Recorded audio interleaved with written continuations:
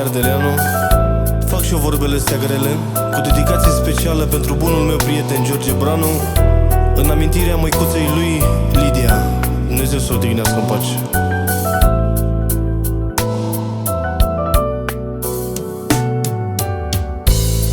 O, mamă, poate simți supărarea la copii când mă supăra ceva.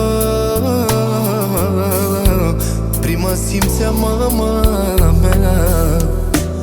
Nimeni pe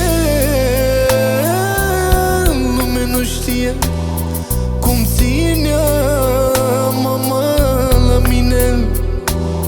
Ai plecat, măicuța mea, și mi-ai rupt inima, da.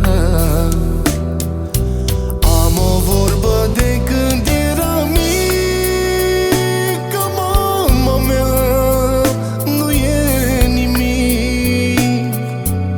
Orice rană poate vindeca unde pune mâna ea. Mamă bună, mamă dragă, m-ai ferit de foc și de apă. Te lăsai fără mâncare ca să-mi cumperi mie țoale.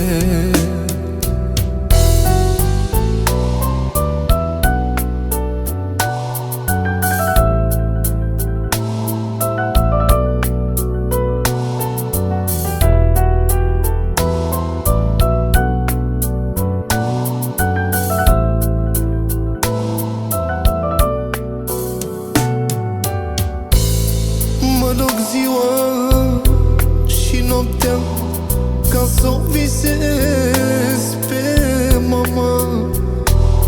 Cu ce, Doamne, ți-am greșit,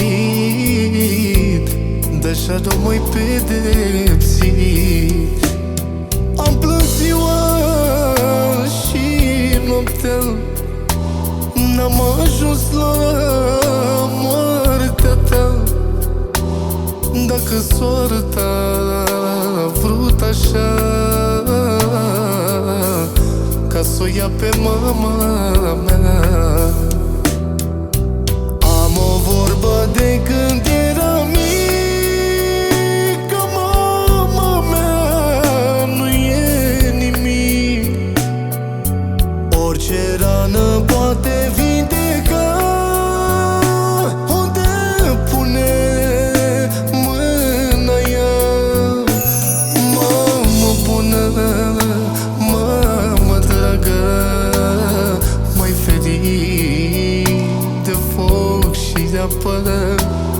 Te lăsai fără mâncare ca să-mi cumperi mie țoale.